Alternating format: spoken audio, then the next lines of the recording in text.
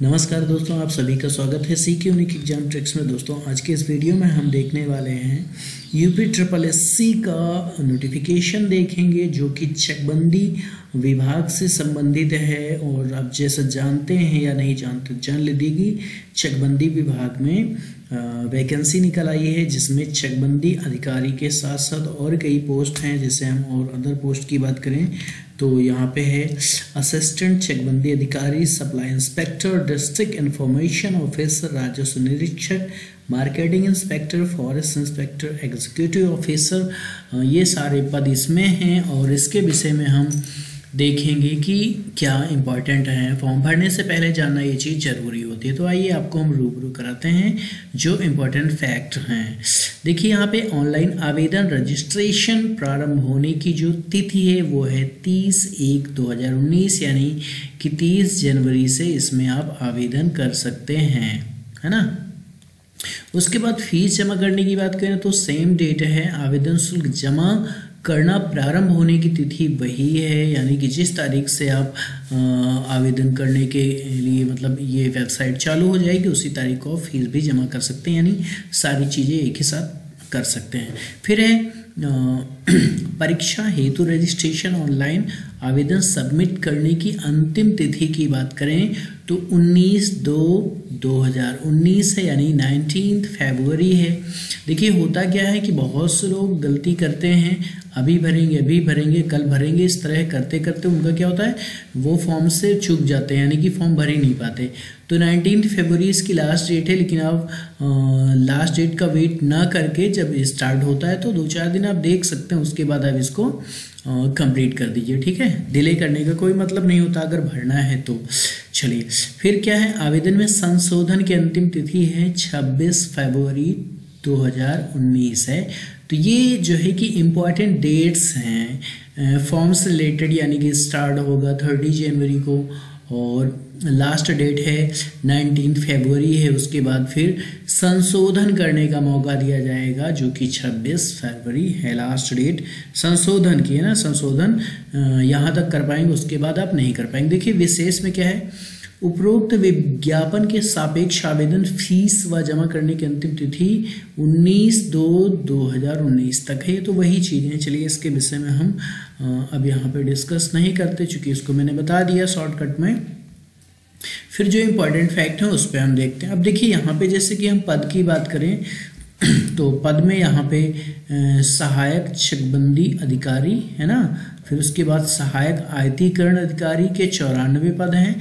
अपर जिला सूचना अधिकारी के आपके 11 पद हैं। फिर है विपणन निरीक्षक के 194, पूर्ति निरीक्षक 151, सहायक उद्यान निरीक्षक 89 है, अधिशासी अधिकारी यानी नगर पंचायत के 107 है, राजस्व निरीक्षक 26 है। कुल मिलाकर के 672 पद हो रहे हैं, ठीक, ये कुल मिलाकर है। फिर उसके बाद यहाँ पे देखिए जो इम्पोर्टेंट फैक्ट है, सम्मिलित अवर अधीनस्थ सेवा चयन यानी सामान्य चयन, ये है ना प्रतियोगितात्मक परीक्षा 2019 के माध्यम से लिखित परीक्षा। अब देखिए यहाँ पे इतना जिक्र है कि लिखित परीक्षा, अब यहाँ पे प्रारंभिक व मुख्य परीक्षा अथवा मुख्य परीक्षा के आधार पर चयन हेतु भारत के नागरिकों से ऑनलाइन आवेदन आमंत्रित किए जाते हैं। मतलब ये तो डन है कि यहाँ पर परीक्षा इसकी होने वाली है 2, पहली होगी प्री और दूसरी होगी मेंस, है ना। जैसा कि लिखा गया प्रारंभिक व मुख्य। अब देखिए यहाँ पे अभी ये प्री डिसाइडेड नहीं है कि दोनों परीक्षा को आधार माना जाएगा या मुख्य को, है ना। ऐसा लिखा गया ना प्रारंभिक व मुख्य, यानी कि दोनों का नंबर जुड़ सकता है या फिर सिर्फ मुख्य को आधार मान के चयन किया जा सकता है। तो देखिए ऑनलाइन आवेदन करने वाले अभ्यर्थी के लिए आवश्यक सूचना हम देख लेते हैं कि इम्पोर्टेंट क्या है। इस विज्ञापन के अंतर्गत आवेदन करने हेतु ऑनलाइन आवेदन पद्धति है ना लागू है। तो कहने का मतलब ये है कि इसमें सिर्फ और सिर्फ ऑनलाइन ही आवेदन कर सकते हैं, अर्थात कहने का मतलब है ऑफलाइन आवेदन की प्रक्रिया नहीं है। ऑफलाइन आप करते हैं तो वो इनवैलिड होगा, अमान्य होगा। अब देखिए निम्नलिखित 5 भागों में विभक्त किया गया है क्या ऑनलाइन प्रोसेस को, जो है कि 5 भाग में बांटा गया है।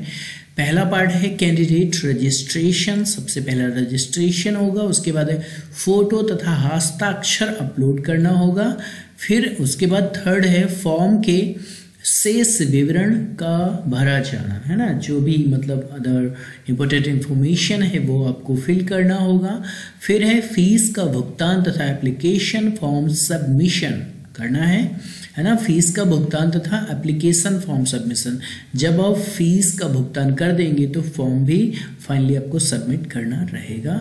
फिर है लास्ट में एंड 5 नंबर जो इम्पोर्टेंट है वो है प्रिंट आउट लेना, है ना, यानी कि जो आपका एप्लीकेशन फॉर्म भरा जाएगा उसका आपको एक प्रिंट आउट लेकर रखना होगा।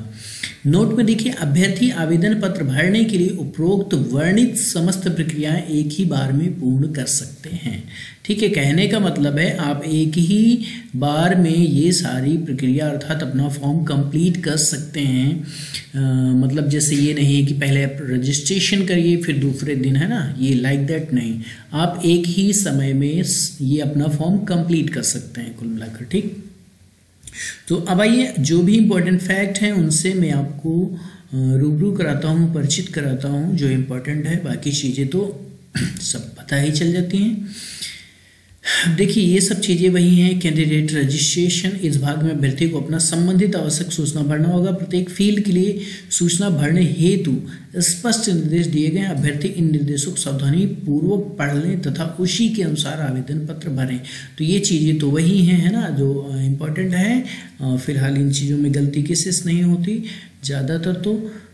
फिर यहाँ पे फोटो तथा हस्ताक्षर अपलोड, ये सेकंड पार्ट है जो कि वहाँ पे मैंने बताया आपको।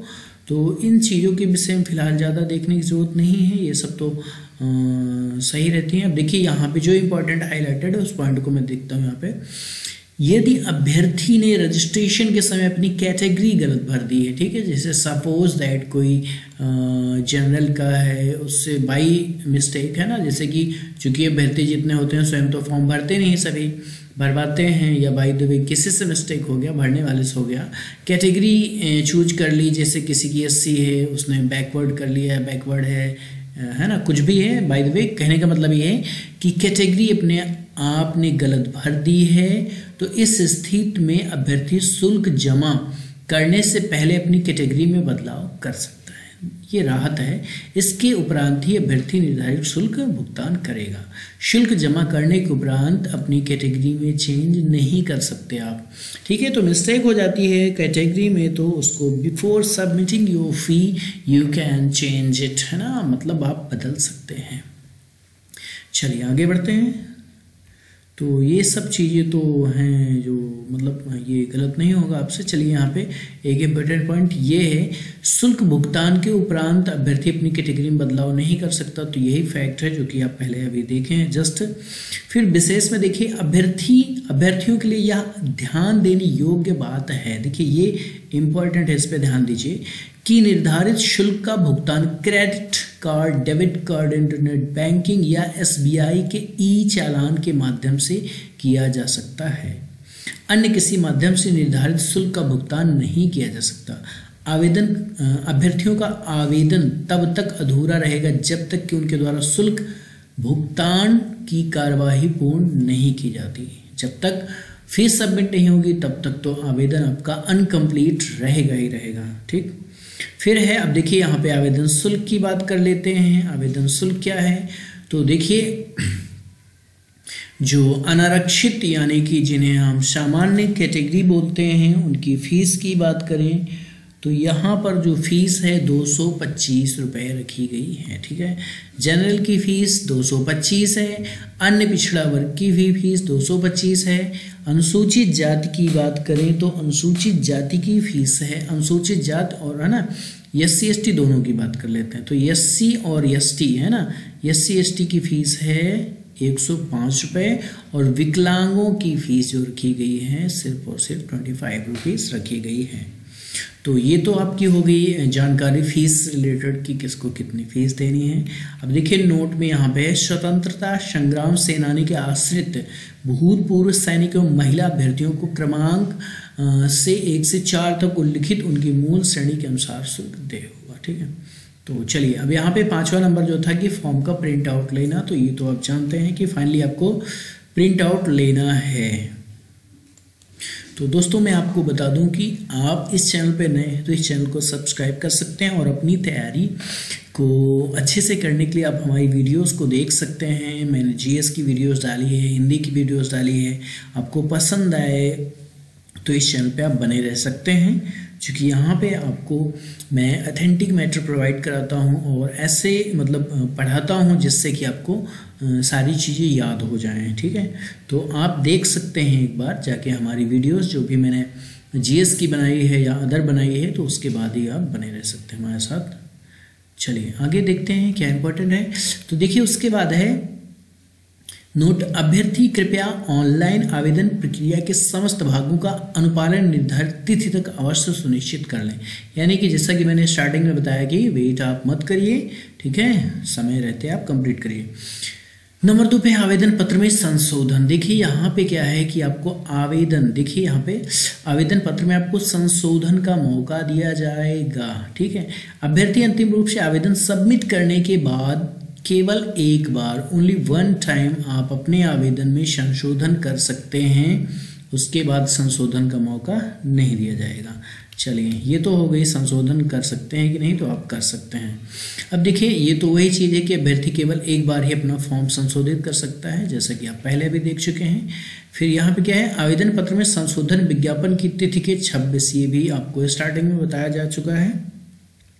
तो देखिए यहाँ पे अब क्या है कि उपर्युक्त प्रस्तर 1 में उल्लिखित रिक्त पदों का विभाग द्वारा उपलब्ध कराई गई सूचना के आधार पर विभागवार एवं श्रेणीवार विवरण निम्नोक्त है। तो यहाँ पे देखिए जैसे कि हम बात कर लेते हैं, ये आपका विभाग है, ठीक है, तो ये पद नाम है यहाँ पे दिया गया है दूसरे नंबर पे। उसके बाद फिर यहाँ पे एज है ना, तो एज 21 से 40 है। तो यहाँ पर ये वेतन बैंड या वेतनमान ग्रेड पे है, ये सब चीज़ें तो बात की बात है, पहले सेलेक्ट हुई है ना, ये तो मिलेगा ही मिलेगा। फिर हम यहाँ पे देखिए कैटेगरी वाइज जो है पदों का विवरण है, पदों की संख्या है। तो यहाँ पे देखिए ये सहायक चकबंदी अधिकारी या सहायक आयतीकरण अधिकारी, तो इसमें देखिए जनरल के पद 69 हैं। और यहाँ पे देखिए अब आपको ध्यान देना है फॉर्म भरते समय कि किसके पद हैं किसके नहीं हैं। ठीक है, तो जनरल के 69 है, एससी के इसमें पद 0 हैं यानी कि कुछ भी नहीं है, एसटी के 1 हैं, अन्य पिछड़ा वर्ग के 24 हैं और कुल की बात कर लें तो 94 हैं और ये अस्थाई पद हैं। यहाँ पे देखिए अस्थाई और अस्थाई का भी जिक्र है।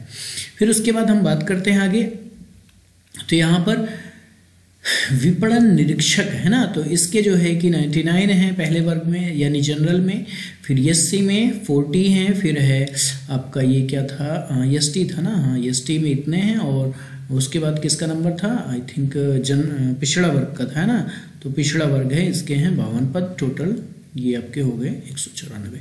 तो ये पद हैं इस मतलब देख सकते हैं आप इनको, ज़्यादा बताएंगे तो बहुत ज़्यादा टाइम लगेगा। तो चलिए अब यहाँ पे देखते हैं क्या है इम्पोर्टेंट, उपर्युक्त रिक्त सभी प्रकार के पदों के लिए केवल एक ही आवेदन करना है। चलिए ये जो आपका ज़रूरी था इसको भी आपने जान लिया कि जितने भी पद हैं आपको सिर्फ और सिर्फ एक ही आवेदन करना है, सभी पदों के लिए अलग अलग नहीं करना है। ठीक, तो ये तो हो गई इम्पोर्टेंट फैक्ट है ना। फिर शैक्षिक क्षैतिज आरक्षण का विवरण, तो देखिए जो आरक्षण के अकॉर्डिंग जो पद हैं उनके ये दिए गए हैं। ठीक है, जैसे कि सहायक चकबंदी अधिकारी या सहायक आयतीकरण अधिकारी में स्वतंत्रता संग्राम सेनानी के आश्रित के लिए 1 पद है, फिर विकलांग के लिए 3 है, महिला के लिए 18 है, सैन्य वियोजित या भूतपूर्व सैनिक के लिए 4 है। तो ये यहाँ पे क्षैतिज आरक्षण के अकॉर्डिंग यहाँ पे पद दिए गए हैं। तो जो लोग इसके अंतर्गत आते हैं वो अपना देख सकते हैं, देखना चाहे तो चलिए आगे बढ़ते हैं। तो यहाँ पे क्या है भाई, दिनांक 13 क्या दूसरा, तो ये तो वही हो गया आरक्षण के विषय में दिया गया है जो विशेष कैटेगरी है। फिर यहाँ पे जो इम्पोर्टेंट फैक्ट यहाँ पे रिक्तियों की संख्या घट बढ़ सकती है। तो ये तो ज़्यादातर दिया रहता है कि इंक्रीज़ भी हो सकता है कुछ और डिक्रीज़ भी हो सकता है, यानी कुछ बढ़ सकते हैं कुछ घट सकते हैं। अब देखिए अर्हता जो इम्पोर्टेंट है यहाँ पे एलिजिबिलिटी, वो हम देख लेते हैं। तो सहायक चकबंदी अधिकारी के लिए जो अनिवार्य अर्हता है सबसे पहले उस पर फोकस करते हैं कि यहाँ पे है आपका कह रहा है कि भारत में विधि द्वारा स्थापित किसी विश्वविद्यालय की स्नातक उपाधि, ठीक है, तो स्नातक होना चाहिए। तो यहाँ पे सबसे जो जरूरी है क्या है, स्नातक है। उसके बाद अधिमानी अर्हताएं, यानी कि कुछ एक्स्ट्रा जो है वो, कहने का मतलब ये है कि अगर इसकी हम बात करें तो आपके लिए क्या होनी चाहिए, स्नातक जरूरी है। उसके बाद एक्स्ट्रा अगर कुछ है तो देखिए, अन्य बातों के समान होने पर ऐसे अभ्यर्थी को सीधी भर्ती के मामले में अधिमान दिया जाएगा जिसने, नंबर 1 पे है, जिसके पास भारत में विधि द्वारा स्थापित किसी विश्वविद्यालय की विधि स्नातक की उपाधि, ठीक है, विधि स्नातक की उपाधि हो, तो उसको जो है कि अगर बराबर हैं तो कह रहे हैं अन्य बातों के समान, जैसे सपोज दैट 2 लोगों के नंबर बराबर हैं, ठीक है, 2 लोगों के नंबर क्या हो जाते हैं, बराबर हो जाते हैं। ये कर्सर चल नहीं रहा, ठीक है, तो उस कंडीशन में कह रहे हैं कि हम फिर उसको वरीयता दे देंगे। किसको, ये वरीयता के क्रम में ये चीजें आ रही हैं। कह रहा है कि किसी विश्वविद्यालय की विधि स्नातक, ठीक है, विधि स्नातक वाले को वरीयता दे दी जाएगी। प्रादेशिक सेना में 2 वर्ष की न्यूनतम अवधि तक सेवा की हो, उसे मान्यता दे दी जाएगी। राष्ट्रीय कैडेट कोर यानी एनसीसी का बी प्रमाण पत्र है तो उसको वरीयता दी जाएगी। किस कंडीशन में, जब यहाँ पे बताया गया ना अन्य बातों के समान होने पे, तो ये चीज ध्यान देना है। तो ये जरूर ऐसा नहीं है मतलब कि ये जरूरी है, ठीक है, ये जरूरी नहीं है, जिसके पास है उसको वरीयता मिल जाएगी अगर दोनों अन्य बातों में समान है तो। देखिए विपणन निरीक्षक में क्या है, तो यहाँ पे स्नातक की उपाधि वही चीज है और उसे देवनागरी लिपि का ज्ञान, हिंदी का अच्छा ज्ञान होना चाहिए, तो ये तो लगभग सभी को होता है। तो अधिमानी अर्हताएं यहाँ पे अन्य बातों के समान होने पे वही चीज यहाँ भी है, ठीक है, तो ये लगभग सभी में यही है। तो यहाँ पे क्या है, स्नातक उपाधि यहाँ भी है, तो स्नातक उपाधि ही ज़्यादातर है इसमें। और उसके बाद ये जो अधिमानी है मतलब एक्स्ट्रा है, ये सिर्फ एक ही कंडीशन में है कि जब बातें समान होंगी तो उनको वरीयता दी जाएगी, ठीक है, तो ये चीज़ ध्यान देना आपको।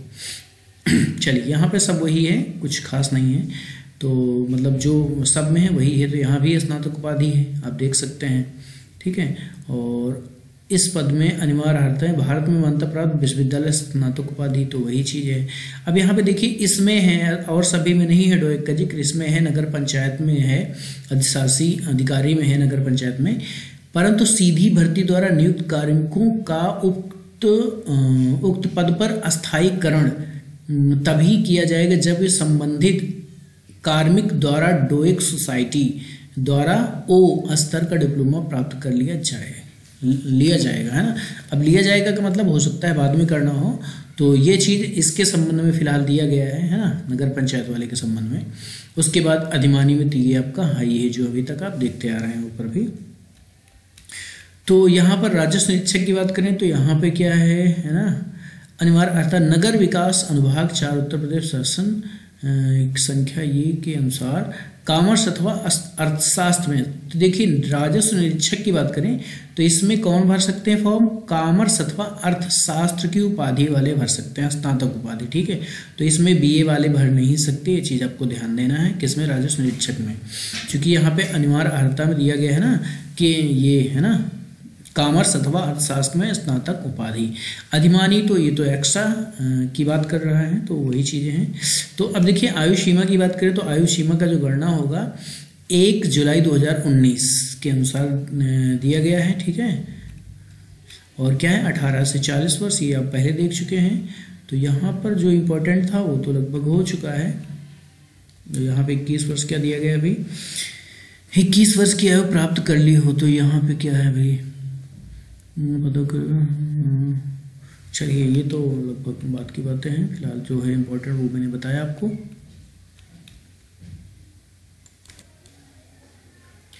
आइए आगे बढ़ते हैं। तो यहाँ पर दोस्तों और जो थोड़ा बहुत इम्पोर्टेंट है वो भी मैं आपको बता देता हूँ। देखिए आरक्षण आयु में छूट का लाभ चाहने वाले अभ्यर्थी संबंधित आरक्षित श्रेणी के समर्थन में इस विस्तृत विज्ञापन के परिशिष्ट अर्थ में मुद्रित तथा वेबसाइट पर उपलब्ध निर्धारित प्रारूप पर सक्षम अधिकारी द्वारा जारी जाति प्रमाण पत्र, आरक्षण संबंधी प्रमाण पत्र जो आवेदन की अंतिम तिथि तक अथवा आवेदन की तिथि तक जारी किए गया हो अवश्य प्राप्त कर लें एवं जब उनसे अपेक्षा की जाए तब उन्हें उक्त प्रमाण पत्र आयोग में प्रस्तुत करने होंगे। तो ये तो आगे दिया गया है, परिशिष्ट में दिया गया है। फिलहाल ये सभी के पास होगा। अब देखिए यहाँ पे वरीयता विकल्प आपको चुनना होगा जब आप फॉर्म भरेंगे, तो है ना, जैसे ये है, जैसे किसी ने 5 पहले कर दिया तो ये चीज़ें तो वहाँ पे आपको अंकित करना रहेगा, भरना रहेगा। वरीयता क्रम में आपको कौन ज़्यादा मतलब अच्छा लगा वो भरेंगे आप। देखिए चयन का आधार की बात करें तो लिखित परीक्षा इसके चयन का आधार होगी। अब यहाँ पे ऑफलाइन अथवा ऑनलाइन, ठीक है, तो यहाँ पे सम्मिलित अवर अधीनस्थ सेवा समान चयन प्रतियोगितात्मक परीक्षा 2019 के अंतर्गत विज्ञापित पदों पर चयन हेतु उक्त परीक्षाएं ऑनलाइन भी करा सकता है। तो ये भी ज़रूरी नहीं है, ऑनलाइन या ऑफलाइन दोनों चीज़ें हो सकती हैं, इसीलिए यहाँ पे ऑब्लिक में दिया गया है। तो यहाँ पर अब देखिए यहाँ पे थोड़ा सा ये है कि उत्तर प्रदेश के आरक्षित श्रेणी के सभी अभ्यर्थी आवेदन में अपनी श्रेणी अवश्य अंकित करें। तो ये तो जरूरी है, नहीं तो आपको लाभ नहीं मिलेगा। ये तो कैटेगरी अपनी आपको दिखानी ही होगी यहाँ पे। तो चलिए यहाँ पे जो भी इम्पोर्टेंट फैक्ट थे वो मैंने बता दिए आपको। और दोस्तों अब इसकी तैयारी में आप लग जाइए, है ना। और हमारे साथ बने रहना चाहते हैं तो इस चैनल को आप सब्सक्राइब कर सकते हैं, और जो भी मैंने मैटर दिया है मैटर आप देख सकते हैं, तब हमारे साथ बने रहिए। और आगे भी ऐसा ही मैटर आपको मिलता रहेगा, बेहतरीन वीडियो जो आपकी तैयारी को एक मतलब मुकाम देगा। देखिए पर्स स्टार्ट जो वहाँ पे बताया गया था, तो ये है, ये चीज़ें आपके पास होंगी संभवतः सभी के पास होगा प्रमाण पत्र। तो ये दिया गया है यहाँ पे उसका प्रारूप जैसा कि पहले से होगा। तो दोस्तों ये रहा आज के इस वीडियो में, जो भी इम्पोर्टेंट था वो चीज़ें मैंने आपको बताई। और आप एलिजिबल हैं तो फॉर्म भरिए और अपनी तैयारी में लग जाइए। चलिए मिलते हैं नेक्स्ट वीडियो में। जय हिंद, जय भारत।